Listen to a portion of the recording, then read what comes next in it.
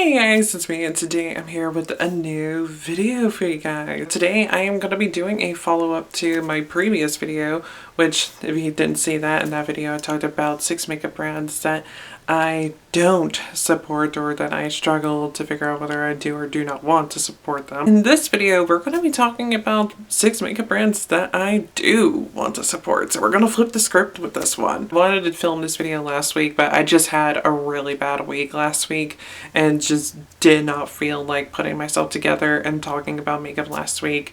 So instead, I just recorded a lot of stuff to go up on my music channel. So yeah, honestly, I don't think this video will be nearly as long as the previous video in this series, I guess you could call it. Just simply because, like, when it comes to things that I love, I tend to repeat myself a lot. Whereas when it comes to, like, things that are problematic and everything, there's a lot of stuff that needs to be talked about. Anyways, let's go ahead and hop on into this video. But before we do so, if you guys are new here to my channel, don't forget to hit subscribe. And also while you're down there, definitely give this video a thumbs up because it'll help me out a lot. All my links are down in the description box below. And yeah, let's do this. Alright, so let's go ahead and hop on into talking about some brands that I want to support. We're going to start out with talking about some bigger brands that are out there, but they're still indie brands. Colored Rain is a brand that has been out for a hot minute, and they have a lot of different products available. Like, I remember when they first came out into the scene, they were very well known for their liquid lipsticks, and they have like a lot of bright fun colors, and they're also a black owned makeup brand. They also have been releasing like eyeshadows over like the past couple of years, and I've just always been really intrigued by the brand because of the fact that like they started out with doing like really fun liquid lip colors, and then also with them being a black owned makeup brand, I've been wanting to support them for those reasons. But also their eyeshadow palettes just look really fun. Like, they have a lot of like bright colors in a lot of their palettes, and I mean, they released a freaking neon palette I think about like a year or two ago. So I definitely want to try stuff from this brand, particularly their liquid lipsticks. I really want to try their liquid lipsticks. Each and every time that I've looked at their website and looked at their liquid lipsticks, they have always have had shades on sale. And also with their price points as well. Their price point is like mid to upper range price points and everything, so it's not too high. I think like their regular prices for their liquid lipsticks I think is $17, I believe. It's either 17 or 18, so pretty standard for a liquid lip formula. Like, the eyeshadow palettes are fun, but I really want to try their liquid lipsticks. I'm a liquid lipstick ass bitch. I know I'm not wearing one today, but I love a liquid lipstick. The next brand is also a indie brand and also a woman-owned brand, and this is an OG. They are an OG brand. If you have been hanging around on the beauty space here on YouTube for as long as I have, I've been watching beauty videos on YouTube since I think like 2010 or 2011. It's been a minute, girl. And that brand is Makeup Geek. So I've been wanting to try Makeup Geek for so many years. There's just so many different products from them that I really want to try. Like, they have their lipsticks, they have bronzers, they have highlighters, but most importantly, eyeshadows. Their eyeshadows are what made them who they are. They are the products that they came out with. They really changed like the market and the standards when it comes to selling single eyeshadows, because I know before Makeup Geek, like, the main brand people talked about when it came to getting single shadows was MAC, and back in the day single MAC shadows were about I think like $20, and Makeup Geek, they were selling single shadows for I think like $5 to $7, I think, maybe $5 to $9, somewhere in there. And so it's just like theirs were a lot cheaper and just as good quality, and they also had a lot of different colors and similar colors to MAC shades and whatnot, and a lot of people were flocking over there, and that is a big reason why MAC dropped the prices on their single shadows. Now obviously I don't support MAC because they're not cruelty free, so yeah, but Makeup Geek is. And Makeup Geek, I think it was about, when was it? It was sometime last year when Makeup Geek did their rebrand, and they just redid everything. They redid everything that they have for the most part. Like, some of the things stayed the same or slightly the same. The formulas for the most part stayed the same. They might have tweaked things here and there, but for the most part, when it comes to packaging packaging is completely different now. Instead of doing circular pans, they now do square pans. They have like their matrix palettes, and those suckers have like, I can't even remember how many shades are in each of those palettes, but there is a bunch of them. They have a neutrals one, and then they have a colorful one. They also have like pressed pigments that are like bright fun colors, which I've heard mixed reviews on those in particular. But honestly, if I'm going to get shadows from Makeup Geek, I'm not going to get those particular products from them. I'm just going to go for like the neutrals and like the other like colorful shadows that they have, and like their foiled shadows. Their foiled formula is iconic across YouTube. Like old school beauty YouTube, like their foiled shadows were the tits back in the day. I definitely want to try products from this brand, and I just don't know when it will happen, but I definitely want it to happen somewhere within the near future, because like I said, this is a very iconic brand. They have been around for so long, and I definitely want to try products from them. I really, really do. Also, Marlena, she is just so precious and lovely, and I just love her so much. I know she got into like a wee bit of drama when she like exposed the public to like the lives of influencers and whatnot, but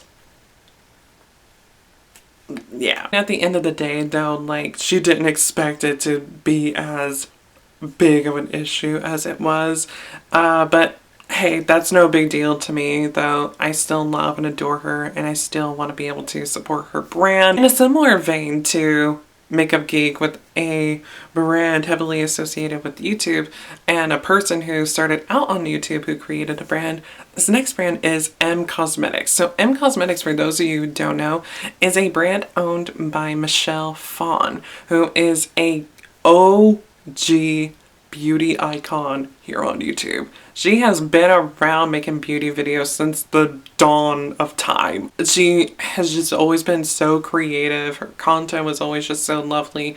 She's now taken a step back from YouTube. She'll pop in occasionally onto YouTube because her brand now takes up a lot of her time, and she also does other things as well besides like her brand. Like I know she's an artist as well, and I know she released like a graphic novel several years ago before M Cosmetics was a thing. But I definitely want to try out products though from her makeup brand. The packaging on these products just looks so nice. I know a lot of people shit on some of the packaging, particularly like her eyeshadow palette packaging, because it's just odd and everything is not traditional, but I like that. It really does make her makeup stand out from everybody else. I really want to try the serum blushes though, like Rose Milk. Oh my god, that shade looks so pretty. It looks so pretty. I definitely want to try that shade at some point in time. But then again, like I said, I want to try out products from the brand in general. Like the products that she has with this brand, because I mean, like as of right now, I know she has the serum blushes. I believe she has lipsticks. She has brow pencils, which I really want to try those. I really like the packaging and the component for the brow pencils, because it's not like a brow pencil that I have used. Like I remember Wet n Wild, they had like, it was pretty much like a dupe for the brow definer from ABH. So it was like a triangular shaped brow pencil. Didn't like the shape of it, but I like the product at least. But the other brow pencils that I've tried have been like the ABH Brow Wiz, and then I've been using the NYX Micro Brow Pencil, which is pretty much the same type of component. But the component on the M Cosmetics brow pencils is actually like an oval shape, and it just looks like it would work so well. It looks like it would just be such a great product to use. And I know right now the brand is kind of getting a little bit of flack for their cushion foundations, because like they release like cushion foundations. I think there's only about like maybe like 6 or 12 shades maybe. I can't remember how many shades are in it exactly, but I know like some people are a bit like alright about it and everything when it comes to like the shade range and like the color selection and whatnot. I mean, I haven't seen too much about them to make a big like statement on how I feel about those products in particular. But I mean, I'm excited to see like what else she does with it. Hopefully she will expand the shade range, because the little bits of things that I have heard about them is that they actually do pack a little bit more coverage than people were expecting them to. And because of the fact that there is that limited shade range and whatnot, it does like make things a little bit odd. But other than that though, I really am interested to see where the brand goes, and I definitely want to try products out from this brand. Also, that clear gloss. I don't know what it is about that clear gloss, but I really want to try that clear gloss. Okay, so next up we're going to get into some indie brands that people might not know about. So this first one is probably one that more people know about because I watched several like beauty people talk about this brand, and that is Kaleidos. Kaleidos makeup I don't know too much about. All that I know is that their eyeshadow palettes look so fun. I love the packaging on their, I think there's like 5 or 6 pans in them, but they're like very like slender, and like they fold open like a trifold and everything, and it's just, they look so cute in the packaging. The packaging themselves, like the palettes, just the packaging just looks so pretty, and I love the color stories in a lot of them. I know they had one that was like a neon palette that they discontinued, which I'm so sad about because it looked so nice, but I really want to try products out from this brand. And I also have heard a lot of great things about their highlighters as well, and I really like the packaging of their highlighters because it's just so different. It's just, I just really love the packaging from this brand. It's so different and so innovative and just very much like original, and it's just, I really enjoy it. I definitely really want to try out this brand at some point, and from what I remember, the price points ain't that bad. Or are they? I can't remember. I'm hearing like Butte Bean, Betty Jean here on YouTube, as well as Angelica Newkist raving about Kaleidos makeup, so I definitely want to be able to give them a go at some point. This next brand I haven't heard anybody talk about, but I still want to try this brand because the owner of the brand, I love her to death, and that is Queen Studio. So Queen Studio is a makeup brand owned by Queen Herbie, also known as Amy Noonan. Queen Herbie is a alter ego of hers, but some of you actually might remember Amy Noonan from being in a project called Carmen. It was a pop project that she had several years ago that wound up making onto top 40 charts. Some of you might remember hits of theirs such as Hello, Crash Your Party, Acapella. But a few years ago, I think it was back in 2017, Amy and her husband, Nick, the two of them rebranded Carmen after parting ways with their record label and created Queen Herbie, which is no longer like a pop with like hip hop influences type project, but is now a hip hop R&B project, and the music is stunning. If you want to hear and see stuff from Queen Herbie, definitely check out my music channel. Link is always down in the description box below. I have several reactions to their music videos and whatnot, so definitely go check those out. I actually did a reaction video to their music video for Sleepwalker. I think I posted it last week, so if you want to see that, definitely go check it out. But Queen Studio though, they have a lot of like really nice products and just products that just really interest me. A lot of it is like very traditional type stuff, and it is a big bummer that like this is a very small brand, so they don't have a lot of stock, so they sell out very quickly. And also they used to have like several different eyeshadow palettes. I think they now only have one eyeshadow palette, but they also have like single shadows now. But the palette that I really wanted from them, I think is no longer available because I checked their site the other day and I didn't see it there. And that was the EP5 palette. I really wanted that palette. That color story was really pretty, but I think it's gone now. But I definitely want to try out the eyeshadows, obviously. And I also really want to try out the lip products too, like the lipsticks. The lipsticks have me really intrigued. And I know she recently released highlighters, so I want to give those a go at some point as well. So there's not a whole lot that is available from this brand in terms of makeup, but through the Queen Studios site you can also like check like Queen Herbie merch, which I think right now there's not a whole lot there either right now.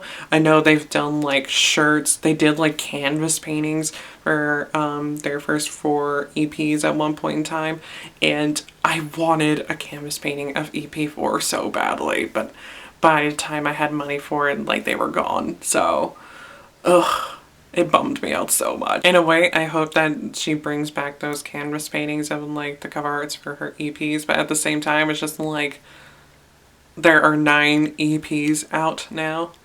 And then there's also the vignettes collection.